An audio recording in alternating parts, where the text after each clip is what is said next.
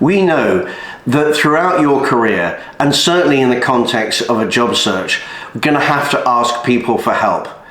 And it's just as well if we ask for help in a way which is really useful both to yourself and to the other person. It's efficient, it's effective, and then it's an intelligent way to do this, which makes everything easy and comfortable, especially for the person who you're asking help from. And that's what we're going to be talking about in this short video. Hello, my name is Stephen Wright. I'm a career coach here at Career Mentor, and we help high-performing financial services professionals make their next smart career move. So I think the first point is around clarity. And you may have experienced this, certainly I have too. When someone calls you up, you feel well disposed to them, you want to help them, but it's really unclear as to what exactly help they need. And so before you pick up the phone to anybody or you contact anybody to ask for some help, really think through, big picture, what is it I'm trying to achieve here? Where is my pathway blocked? What specific help do I need? And who can I ask? And that specific help then goes to that request. You tell people exactly what you need, maybe why you need it, but it's really clear to them, and so they're in a position to say yes or no or take action, whatever it may be that they're going to do. So being really clear and specific in the help that you need.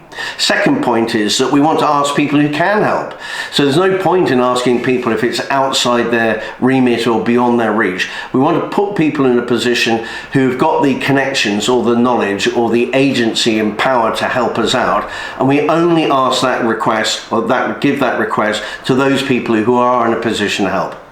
The third point I'm going to call overreach. So we want to be really respectful of the people that we're asking. And the first point around this is time.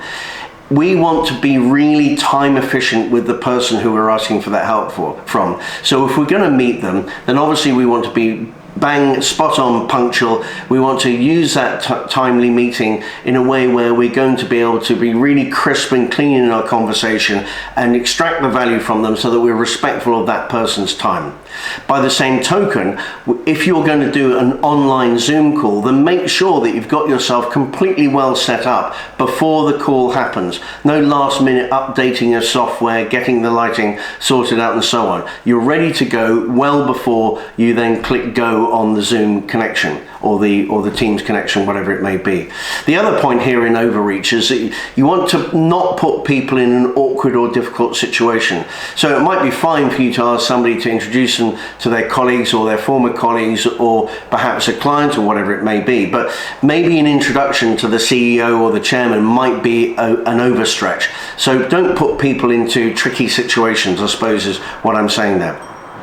The next point there is that it really does help if there's something in it for them. Now, a lot of people aren't going to help you. A lot of people are going to do this just because they're good people, and that's the way things work.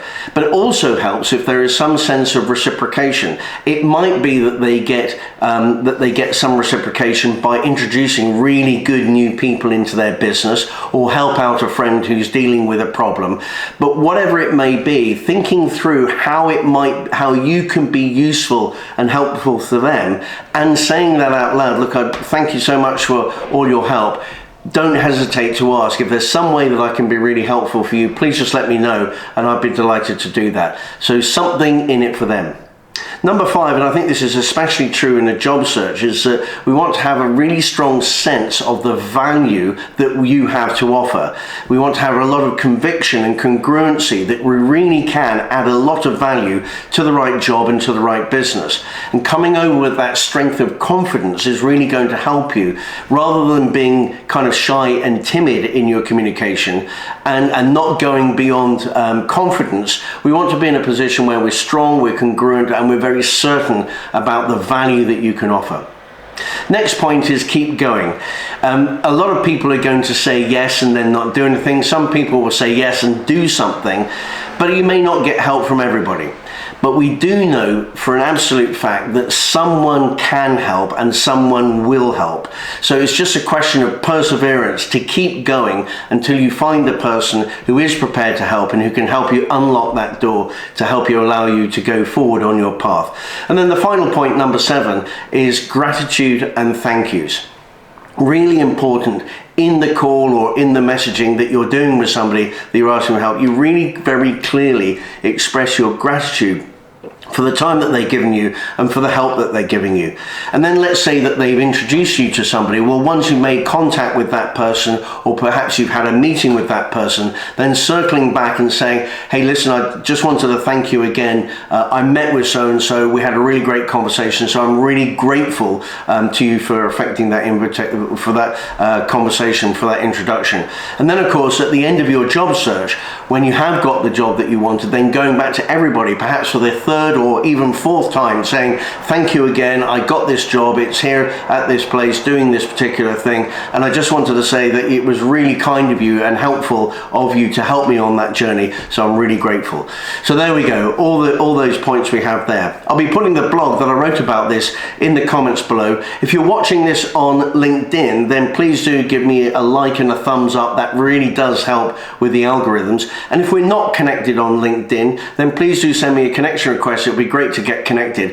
If you're watching this on our YouTube channel, then please do give me a big thumbs up. Again, it's great for the algorithms, and do share this with anybody who you feel might find it useful. And thanks very much.